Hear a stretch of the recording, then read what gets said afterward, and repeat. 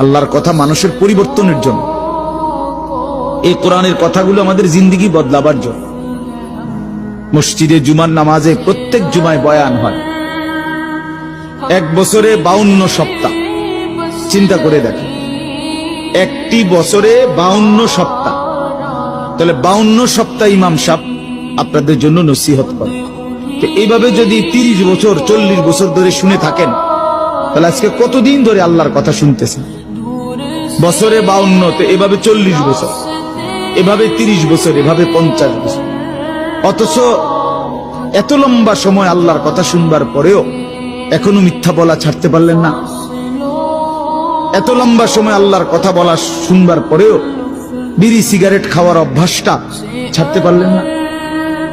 এত লম্বা সময় আল্লাহর কথা শুনবার পরেও চা দোকানের আড্ডা বন্ধ করতে পারলেন না।